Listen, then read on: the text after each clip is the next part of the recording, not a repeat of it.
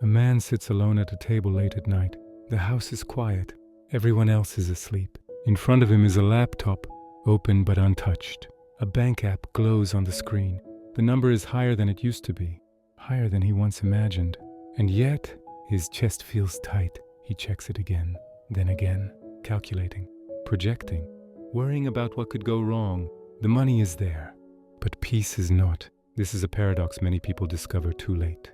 We grow up believing that wealth is measured by income, by numbers, by accumulation. More money means more security, more freedom, more ease. But at some point, something subtle happens. The decisions we make in pursuit of money begin to shape who we must become to keep it. Long hours, constant availability, a lifestyle that depends on constant inflow. And slowly, money stops being a tool and becomes a responsibility that never rests. Buddhism does not define poverty or wealth by possessions. It looks at dependence. If your peace depends on maintaining a certain level of income, a certain image, a certain rhythm that exhausts you, then anxiety has already entered the system. Not because money is bad, but because your life has become fragile. True wealth, in this sense, is not how much you earn, but how little fear your life produces. When your decisions force you to constantly worry about money, you are no longer supported by what you have created. You are being carried by tension. Many people earn well, but live as if everything could collapse tomorrow. They cannot rest. They cannot slow down. They cannot say no, because their structure does not allow it. From the outside, this looks like success. From the inside, it feels like captivity. The Buddha spoke often about craving, not only craving for pleasure, but craving for security. The belief that if we just reach a certain point, we will finally relax. But when reaching that point requires constant vigilance, the mind never learns how to rest. Money then becomes another source of agitation. You must protect it, multiply it, justify it, and above all, fear losing it. This fear quietly shapes decisions. You choose what pays, not what aligns. You accept what drains you, because walking away feels too risky. You silence your body's signals, because stopping would be expensive. Over time, this erodes something essential. Freedom, wealth that costs inner freedom, is a contradiction. Buddhism would not call this richness. It would call it attachment. Attachment to a structure that cannot pause. A rich life, from this perspective, is one that can breathe, one that can absorb change without panic, one that does not collapse when income fluctuates or plans shift. This kind of wealth is quiet. It comes from simplicity, from choices that reduce dependence instead of increasing it, not living below your means as a moral virtue, but as a form of psychological stability.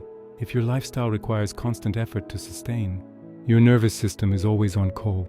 If your identity is tied to earning, rest feels dangerous. This is why some people with modest income sleep deeply, while others with abundance lie awake doing mental math. The difference is not the number, it is the relationship. When money serves life, it supports calm. When life serves money, it breeds fear. The Buddha did not teach withdrawal from the world. He taught clarity about causes. If a certain way of living creates anxiety, that anxiety is not an accident. It is information.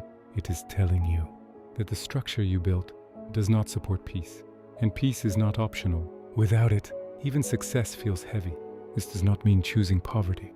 It means choosing sustainability, making decisions that allow you to stop, to rest, to say no without collapse. Wealth that cannot tolerate stillness is unstable wealth. It asks too much of the mind. True richness is knowing that if something changes, you will still be okay. Not because you have endless reserves, but because your life is not overextended. You are not living on the edge of your capacity. This is a form of abundance that numbers alone cannot measure.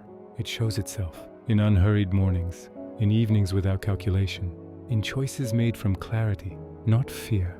The man at the table finally closes the laptop. The number remains the same. Nothing has changed externally, but he sees something clearly now. His worry is not about money. It is about the life he built around it, a life that leaves no room for rest. This realization is uncomfortable, but it is honest, and honesty is the first form of wealth. Because once you see this, you can begin to choose differently, not impulsively, not dramatically, but deliberately, reducing what is unnecessary, simplifying what is fragile, designing a life that does not require constant tension to sustain itself. This is not giving up success. It is redefining it. Success that demands anxiety is too expensive. Richness that depends on worry is already compromised. You are not wealthy because you earn a lot. You are wealthy when your life does not force you to be afraid of tomorrow, when your decisions allow you to sleep, to breathe, to trust that you are enough without constant calculation. That kind of wealth cannot be taken by the market because it was never stored there. If you choose to follow this channel, it truly helps me keep creating and improving these reflections. And if not, that's completely okay. I'm grateful you spent this time here. I'll see you tomorrow in the next episode. Until then, I wish you a calm and peaceful day.